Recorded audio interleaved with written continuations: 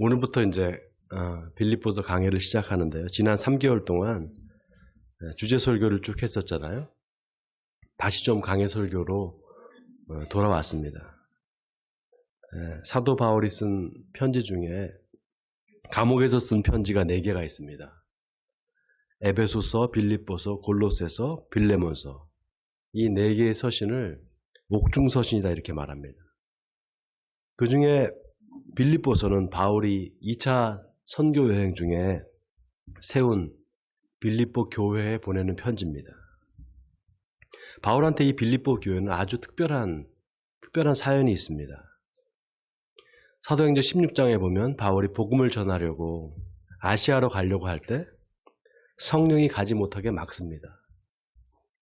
그리고 바울이 환상 중에 한 마케도니아 사람이 나와서 건너와서 우리를 도우라 이렇게 말합니다.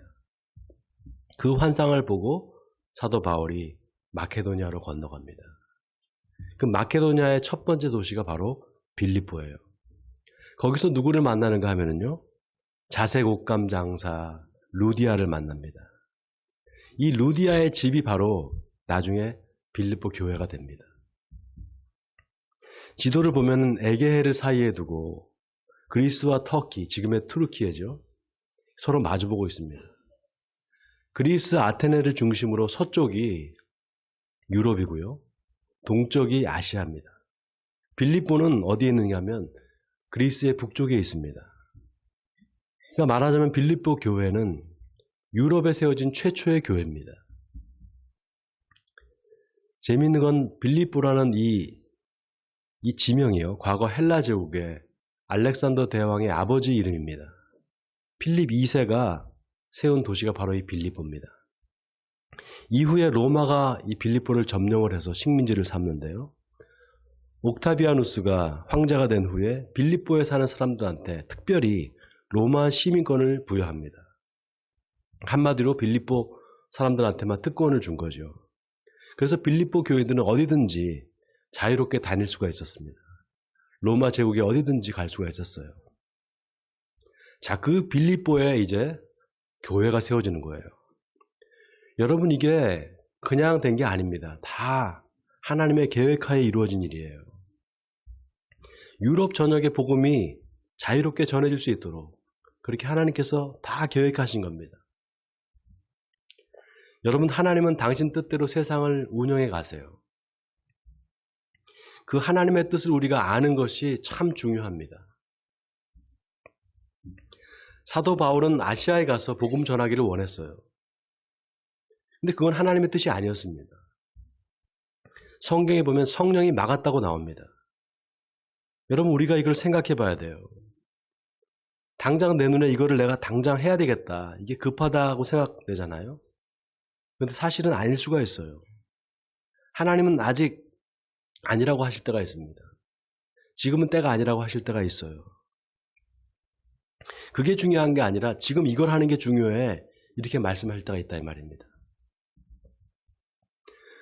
하나님의 뜻과 우리 뜻은 다릅니다. 우리는 나무를 보지만 하나님은 숲을 보세요. 하나님은 늘 큰 그림을 갖고 계십니다. 당신의 뜻을 세우시고 그 뜻대로 세상을 운영해 나가세요. 그래서 우리가 기도해야 되는 게, 먼저는 교회 공동체를 향한 하나님의 뜻이 뭔지를 알려달라고 기도해야 됩니다. 에베네셀 교회 공동체, 바로 우리 교회를 향한 하나님의 뜻이 뭡니까? 이렇게 늘 기도해야 돼요.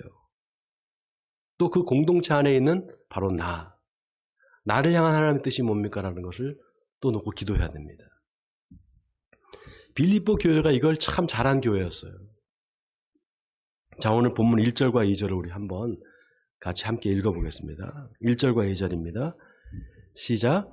그리스도 예수의 종 바울과 디모데는 그리스도 예수 안에서 빌립보에 사는 모든 성도와 또한 감독들과 집사들에게 편지하노니, 하나님 우리 아버지와 주 예수 그리스도로부터 은혜와 평강이 너희에게 있을지어다. 여러분, 바울이 자기를 뭐라고 소개하는지 보세요. 그리스도 예수의 종 바울과 디모데는 이렇게 말합니다. 그러면서 또 뭐라고 합니까? 그리스도 예수 안에서 빌립보에 사는 모든 성도와 감독들과 집사들에게 편지한다 이렇게 말합니다. 자기들은 바울과 디모데는 그리스도의 종이고 그리스도 예수의 종이고 빌립보에 사는 모든 성도들, 감독들, 집사들은 다 어디에 속해 있다고요? 그리스도 예수 안에 속해 있다는 거예요. 여러분 이게 참 중요해요. 예수 그리스도 안에 공동체가 있고요. 그 공동체 안에 내가 있는 거예요. 다이어그램으로 그리면은요. 예수 그리스도가 이렇게 있는 거예요. 예수 그리스도가 있고 그 안에 공동체가 있는 거예요. 우리 에베네셀 교회 공동체. 그 다음에 내가 있는 겁니다. 하나님은 항상 교회를 볼 때 그렇게 보세요. 어디에 속해 있는지를 보세요. 예수 그리스도가 있고 그 안에 공동체가 있고 그 안에 내가 있다는 것은 뭘 의미하는 겁니까? 마치 보호막처럼 보호하고 있다는 거예요. 내가 공동체 안에 있어야만 안전하다 바로 그 의미입니다. 여러분 이게 영적인 아주 중요한 원리입니다. 하나님은 교회 공동체에 은혜를 주시고 그 공동체를 통해서 일하십니다. 예를 들면 에베네셀 교회라는 공동체에 하나님이 주신 은혜가 있는 거예요. 다른 교회는 없는 우리 교회만 있는 은혜입니다.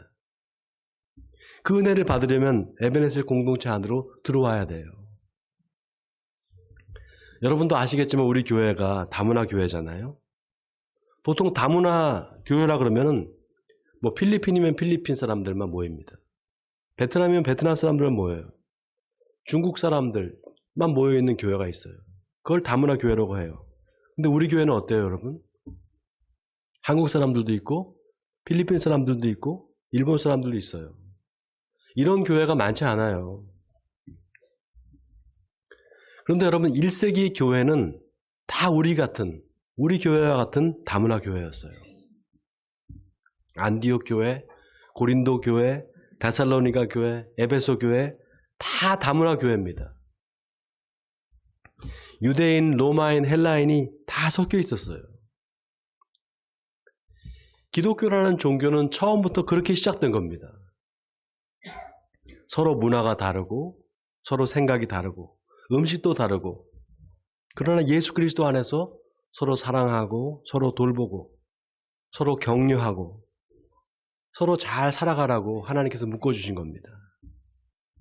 자, 오늘 바울이 그리스도 예수 안에서 빌립보에 사는 모든 성도, 감독 집사들에게 편지하노니 하나님 우리 아버지와 주 예수 그리스도로부터 은혜와 평강이 너희에게 있을지어다 이렇게 말합니다. 공동체를 축복하는 거예요. 빌립보 안에 있는 모든 성도들, 모든 감독들, 모든 집사들에게 편지한다라고 하면서 하나님의 은혜와 평강이 너희에게 있을지어다. 먼저 축복을 합니다. 그러면서 뭐라고 합니까? 다 같이 3절에서 5절까지 우리 또 같이 한번 읽어보겠습니다. 3절에서 5절까지입니다. 시작. 내가 너희를 생각할 때마다 나의 하나님께 감사하며 간구할 때마다 너희 무리를 위해 기쁨으로 항상 간구하면 너희가 첫날부터 이제까지 복음을 위한 일에 참여하고 있기 때문이라. 자, 사도 바울이 빌립보 교인을 생각할 때마다 하나님께 감사한다라는 거예요. 또 간구할 때마다 기쁨으로 간구한다는 겁니까? 왜입니까? 너희가 첫날부터 지금까지 복음을 위한 일에 참여하고 있기 때문이라는 겁니다. 여러분 여기 참여한다는 말이 참 중요합니다. 참여한다 영어로는 파트너십입니다. 파트너십. 헬라어로는 코이노니아예요. 우리 한번 따라해 볼까요? 코이노니아. 여러분 코이노니아라는 말 많이 들어보셨죠? 코이노니아가 뭡니까? 한국말로 번역을 하면 교제입니다. 교제. 친밀한 교제를 말할 때 이 코이노니아라고 말을 씁니다. 근데 그 코이노니아는 그냥 교제가 아닙니다. 말씀 안에서 서로 교제하는 거, 복음 안에서 서로 교제하는 거를 코이노니아라고 말합니다. 그러니까 바울이 뭘 하나님께 감사하는가?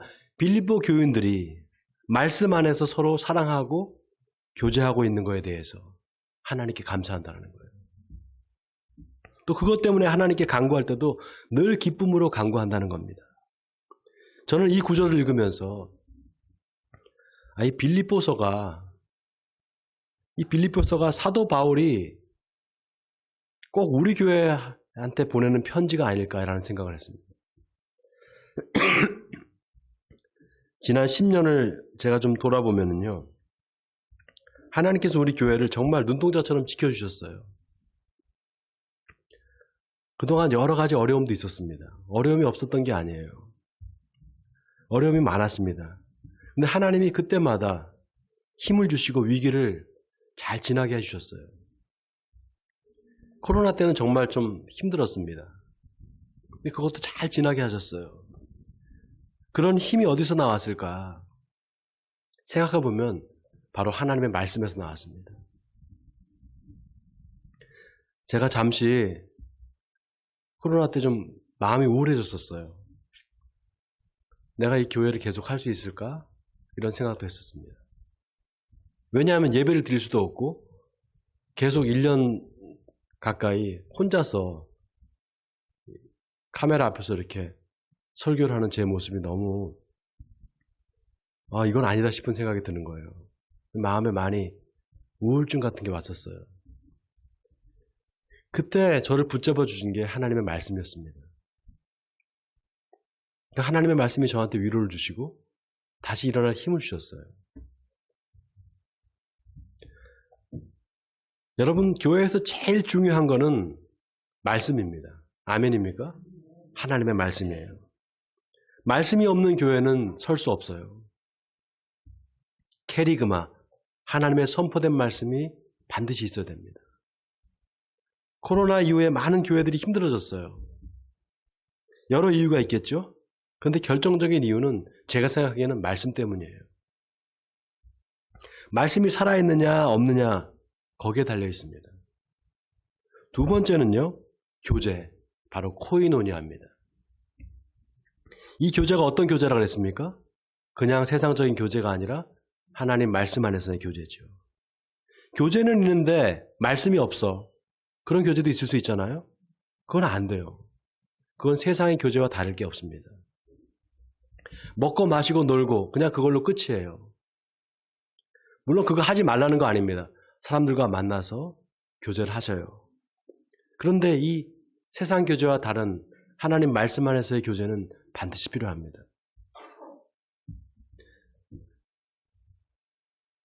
목사님, 저는 매일 성경 묵상도 하고 매일 경건 생활을 합니다.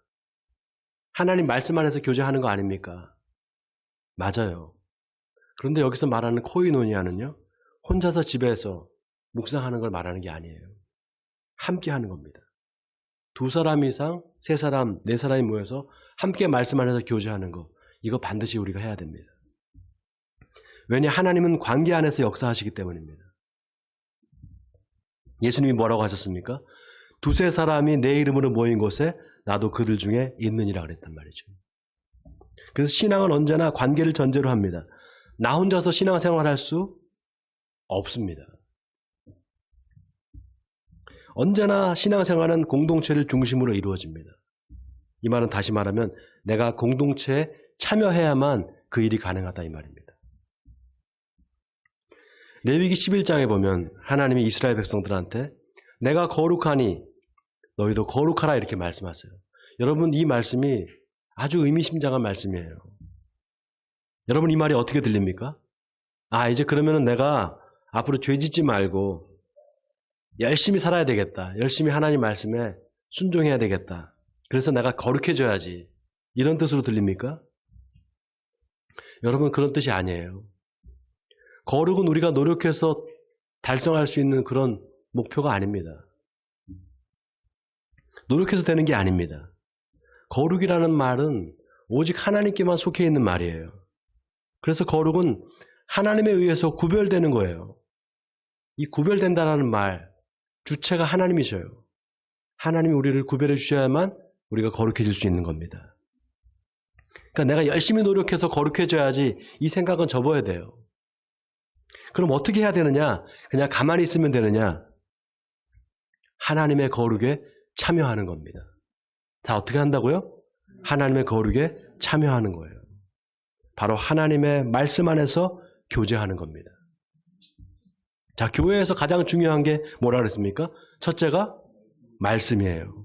둘째는 교제, 그냥 교제가 아니라 말씀 안에서 교제라 그랬잖아요. 두세 사람이 함께 모여서 교제하는 거.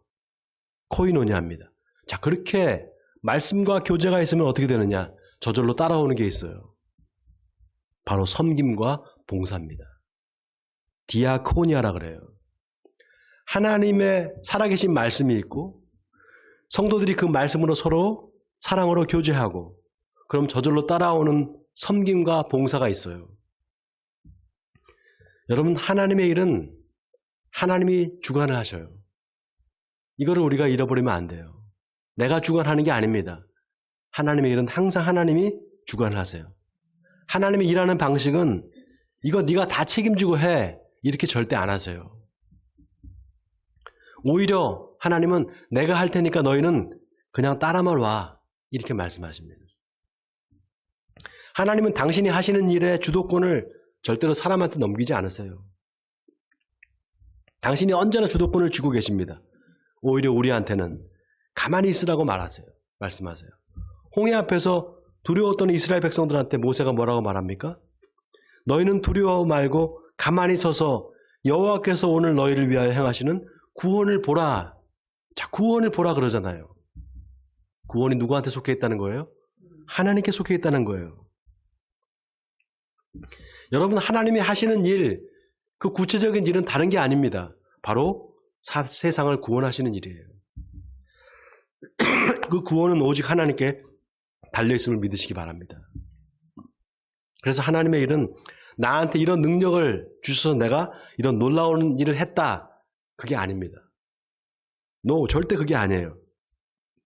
오히려 다 하나님이 하셨고 나는 한 게 아무것도 없습니다. 이렇게 고백하게 만드세요. 그게 하나님이 일하시는 방식입니다. 자, 오늘 본문의 사도 바울이 뭐라고 하는가? 6절에 너희 안에서 착한 일을 시작하시니까 그리스도 예수의 날까지 이루실 줄을 우리는 확신하노라 그럽니다. 자, 여기 주체가 누굽니까? 너희 안에 착한 일을 시작하시니가 있다라는 거예요. 바로 하나님이시라는 겁니다. 주체가 내가 아니라 하나님이세요. 자, 또 7절에 바울이 뭐라고 합니까? 내가 너희를 위하여 이와 같이 생각하는 것이 마땅하니 이는 너희가 내 마음에 있음이며 나의 매임과 복음을 변명함과 확정함에 너희가 다 나와 함께 은혜에 참여한 자가 됨이라 이렇게 말합니다. 여러분, 우리 믿음의 본질이 바로 여기 있어요. 내가 하는 게 아니라 하나님이 하시는 겁니다. 누가 한다고요? 내가 아니라 하나님이 하셔요. 그 하나님이 뭘 하시는가? 은혜를 부어주시는 일을 하세요. 바로 세상을 구원하시는 일입니다. 그 은혜에 우리는 그저 참여하기만 하면 돼요. 여러분, 제가 예수를 어떻게 믿게 된 줄 아세요? 제 친구가 어느 날 찾아와서 야, 범서야, 내일 주일인데 우리 교회 한번 안 갈래? 교회 가면 내가 예쁜 여자친구 소개시켜 줄게. 그렇게 가게 됐어요. 그렇게 가게 된 거예요. 되게 웃기죠? 네, 그렇게 가게 됐어요. 처음 간 게 그렇게 가게 된 겁니다. 그러다가 어느 날 자꾸 가다 보니까 어느 날 청년부 수련회를 간다는 거예요. 그때 당시에 강도사님이 우리 청년부 수련회에 가는데 범서 형제 같이 한번 참여하지 않을래요? 아유, 뭐 그런 거 가야 되나? 속에서 의심하는 마음이 들었는데 한번 가보지 뭐. 그래서 참여한 거예요. 바로 그 참여한 그날 제가 주님을 인격적으로 만나게 됐습니다. 그냥 참여만 했는데 하나님께서 놀라운 계획을 갖고 계셨던 거예요. 너희가 다 나와 함께 은혜에 참여한 자가 되었다. 은혜에 참여하는 거, 그걸로 족한 거예요. 다른 큰 거 하나님께서 바라시지 않아요. 그냥 은혜 받는 일에 너희가 참여하면 돼. 이거 원하시는 겁니다. 여러분, 이게 하나님의 마음이세요. 너희는 그냥 참여만 해. 나머지는 다 내가 할게. 하나님은 늘 우리한테 그 마음을 갖고 계세요. 자, 바울이 또 뭐라고 말합니까? 8절에 내가 예수 그리스도의 심장으로 너희 무리를 얼마나 사모하는지 하나님이 내 증인이시니라 그럽니다. 예수 그리스도의 심장으로 너희를 사랑한다. 여러분, 이 말은 예수님이 우리를 위해서 십자가에 자기의 몸을 다 내어준 것처럼 사도 바울도 빌립보 교인들을 그렇게 사랑한다는 거예요. 그런 사랑이 어떻게 가능할까? 여러분, 우리 옛말에 간까지 빼준다는 말이 있어요. 사랑하면 좋으면 간까지 빼준다는 말. 그런 말 들어보셨죠? 간을 빼주고 살 수 있을까요? 살 수 있어요. 간이 자꾸 잘한대요. 어떻게 내 몸을 다 내어줄 수 있냔 말이죠. 어떻게 그게 가능할까요? 여러분, 안 될 것 같아요? 그거 가능해요. 예수 그리스도를 믿는 그 마음이, 그래서 예수님을 사랑하게 되면 우리도 예수님처럼 내 몸을 다 내어줄 수 있을 만큼 사랑할 수 있어요. 하나님, 저 영혼을 구원해 주시옵소서. 막 눈물이 나요. 한 사람을 위해서 기도하는데. 그리고 하나님 말씀 안에서 교제가 깊어지고 사랑하게 되면은요, 다 줘도 하나도 안 아까워요. 여러분, 요즘에 교회에 말씀도 없고 교제도 없고 예배 끝나면 그냥 다 집으로 막 달려가기 바쁜 그런 교회가 얼마나 많은지 모릅니다. 굉장히 많아요. 우리 교회는 안 그렇잖아요. 이번에 같이 제주도 가보니까 성도들끼리 서로가 서로를 위해주고 서로를 챙겨주고, 엄마들이 자기 애만 챙기는 게 아니라 다른 애들도 챙겨주고, 그거 보면서 제 마음이 정말 흐뭇했어요. 제가 11월 24일이 제 생일이거든요. 근데 그날 주일이 바로 전날 11월 24일 주일이었잖아요. 11월 23일 토요일인데 밤에 우리가 그 숙소에 있는데 우리 레아 리카가 뭘 갖고 왔어요, 저한테. 그래서 뭐 선물 같은 거 이렇게 하나 주는 거예요. 아, 뭐 이런 거를 준비했어. 그러니까 선물 제가 받았는데 거기서 해피 버스데이 투 유 하면서 이렇게 노래를 불러주는 거예요. 율동도 하면서. 너무 송구스럽기도 하고 부끄럽기도 하고, 그러나 너무 기쁜 거예요, 마음이. 그러면서 그 노래가 끝난 다음에 서우 엄마 그러는 거예요, 저한테. 목사님 아시죠? 우리가 목사님 얼마나 사랑하는지. 제가 들어와서 좀 눈물을 흘렸어요. 눈물이 막 나더라고요. 너무 행복해서.